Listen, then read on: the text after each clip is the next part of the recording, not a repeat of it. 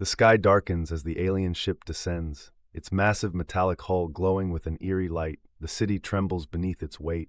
Sirens wail, people scream.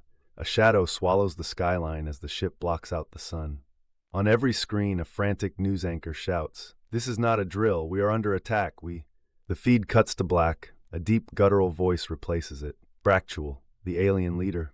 His voice echoes across the airwaves, shaking the very core of humanity. "Your world will bow to us, human vermin. Resist, and you will be erased." The ship's hatch hisses open. From its depths, Bractule emerges, towering, monstrous, his eyes burning with unnatural light. His army follows, tentacles writhing, lashing out. Civilians scream as they are seized, pulled into the shadows. The invasion has begun.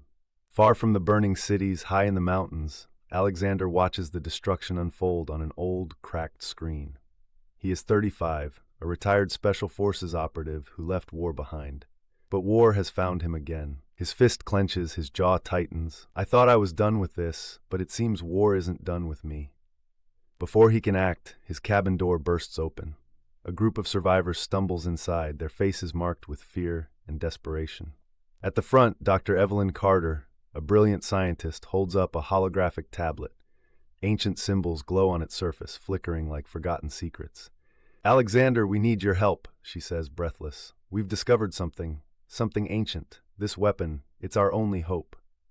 Alexander frowns. "A weapon?" Dr. Carter nods, flipping the screen to reveal blueprints. "A blade, unlike anything human." "The Aether Blade," she explains. "An artifact from the lost Varelian civilization. It's the key to defeating Bractule's forces." Alexander exhales sharply. "Then let's get to it before they do." Deep underground, hidden beneath centuries of stone, an ancient temple waits. The team moves cautiously, flashlights sweeping across walls covered in alien glyphs. Strange energy hums through the ruins. At the heart of the temple, the Aether Blade lies in a resting place of stone and light. It pulses softly, waiting. Alexander steps forward, his breath steady, his hand reaching out. The moment his fingers graze the hilt, the weapon surges to life. Energy crackles around him. Symbols on the walls ignite, glowing in response. Dr. Carter stares in awe. "It responds to you. You must be the one to wield it." Alexander grips the blade, feeling its power surge through him. Then it's time to fight back. Armed with the Aether Blade, the human resistance rises. Cities once filled with fear now pulse with defiance. Fighters rally, weapons ready. The final assault begins. The sky burns with fire as human forces clash with the alien invaders.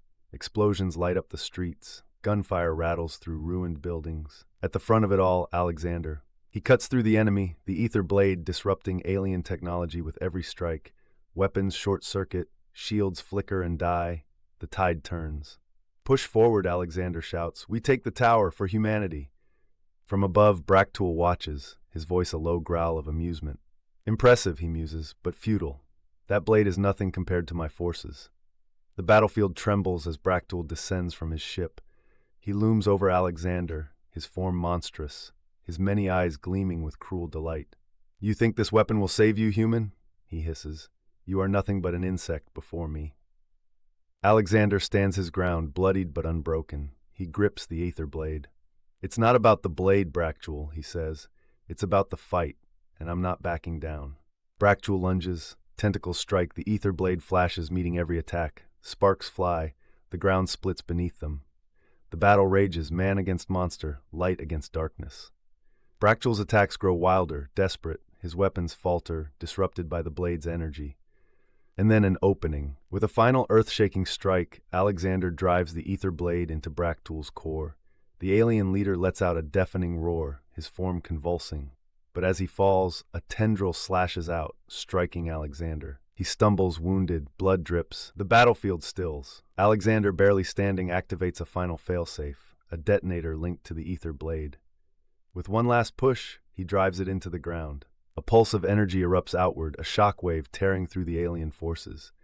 Bractule's ship sputters, its systems failing. The invaders collapse, their leader gone, their power broken. The battle is won, but the cost is great. The battlefield is silent, smoke rises from the wreckage. Survivors emerge, battered but victorious. Dr. Carter kneels beside Alexander, her hands shaking. He smiles weakly. "Told you we'd win." She nods, eyes filled with sorrow and gratitude. As the sun rises, humanity looks toward a new dawn. The war is over, but the scars remain. Dr. Carter whispers, Alexander gave everything, but he gave us a future. And as the light washes over the ruins of battle, hope is reborn.